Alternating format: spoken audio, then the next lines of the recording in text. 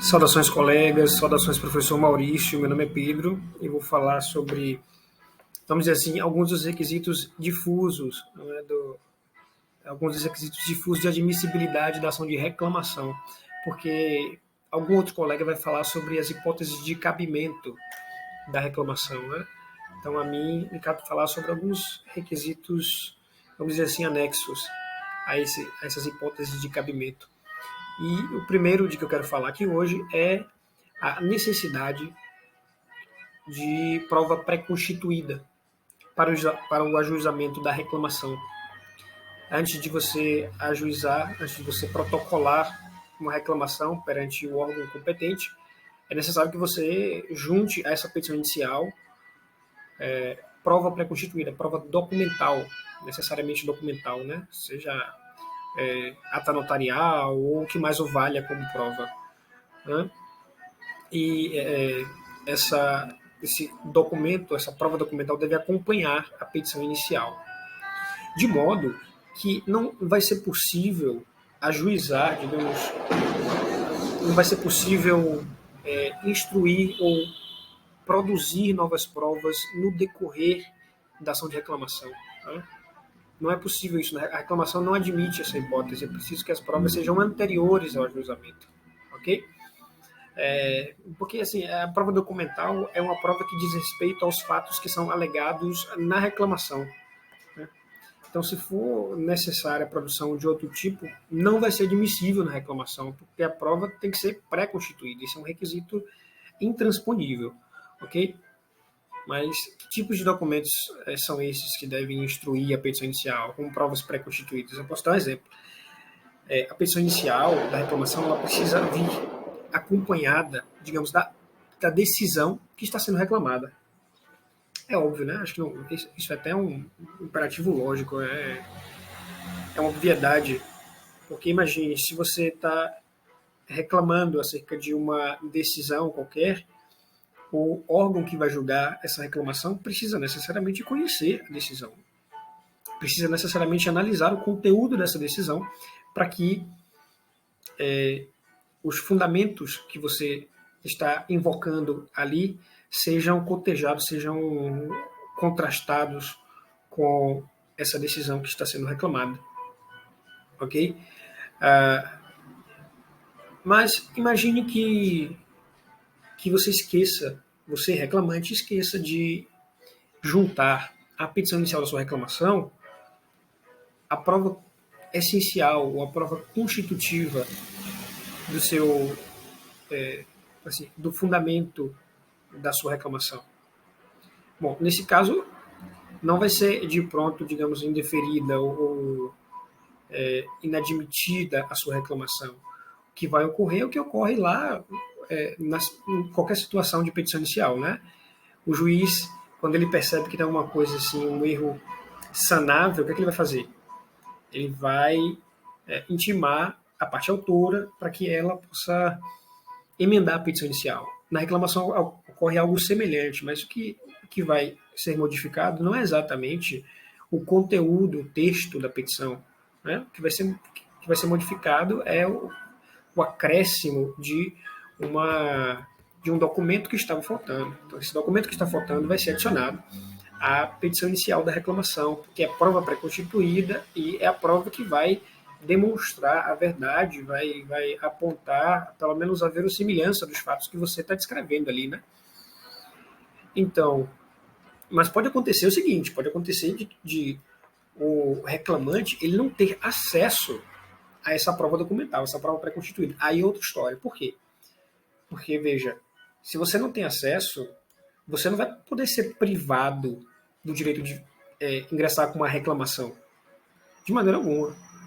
Então, como é que o tribunal vai resolver isso? Ele vai, digamos, vai contatar, vai comunicar o órgão que tem em posse esse documento, né, para que esse documento seja remetido ao tribunal.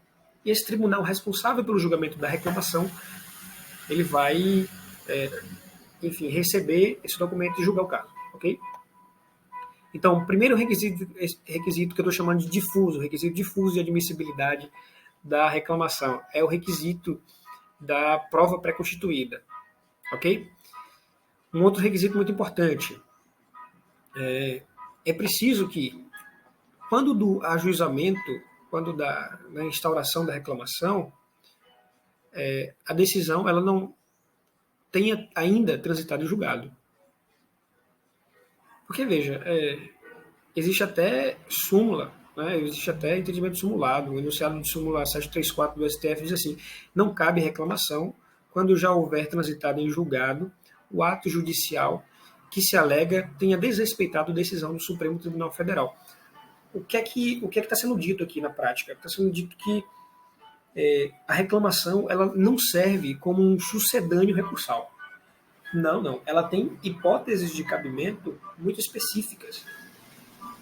Então, se uma decisão que está sendo reclamada, ela já transitou em julgado, veja, o instrumento correto para impugnar essa decisão não é a reclamação. O instrumento correto aí vai ser a ação rescisória, porque é a ação que permite, ou digamos assim, que é o instrumento correto para você modificar, ou anular, ou cassar, ou qualquer outro tipo de verbo nesse sentido, que se refira a uma decisão que já tenha transitado em julgado. E aí não vai poder haver fungibilidade, digamos assim, né? Não vai poder haver substituição da reclamação ou da ação rescisória pela reclamação. Entende? O STJ também tem isso muito, muito claro, né? Não existe aí uma controvérsia entre entendimento de STJ e STF. Pelo contrário, o STF também deixa muito claro, o STJ deixa muito claro que a reclamação ela não é um sucedâneo recursal. Então, se você tem um recurso que deve ser direcionado ao STJ, que é um recurso específico para o STJ, que pode cassar aquela decisão, né? Não tem sentido nenhum você admitir uma reclamação. Né? Não tem sentido nenhum. E aí, isso também nos leva a um outro requisito de admissibilidade, que é o requisito de que as instâncias ordinárias elas tenham sido todas esgotadas. Você não pode simplesmente dar um salto quântico para chegar à reclamação. Né? É preciso que aquela matéria que você está discutindo, aquele problema que você quer resolver com relação a uma decisão reclamada, ela tenha antes passado por um determinado trajeto nas instâncias inferiores e que, de alguma maneira, esse problema não tenha sido resolvido. Né? Sei lá, tem uma decisão que, de algum modo, deixa de observar a autoridade de uma decisão emanada de um órgão superior. Aí você passa por todas as instâncias inferiores e vai chegar um momento em que, poxa, não resolveu o problema. Aí tudo bem, aí cabe a reclamação, porque você esgotou as instâncias ordinárias. Não pode haver um salto quântico, como eu ia dizendo. Né? Um outro requisito de admissibilidade também muito importante é a congruência entre o ato reclamado e o paradigma que está sendo invocado. Em outras palavras, é preciso provar que o ato reclamado ele está ofendendo o conteúdo da decisão, que é um paradigma. É preciso que você demonstre que, de alguma maneira, essa decisão reclamada está ofendendo, está violando um paradigma que está assentado, seja em repercussão geral ou em recursos repetitivos e tudo mais. Entende?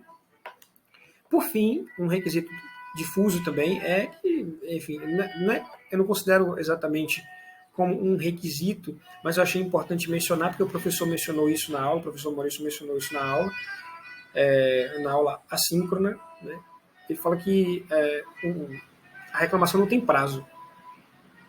Não existe um prazo expresso para o ajuizamento da reclamação.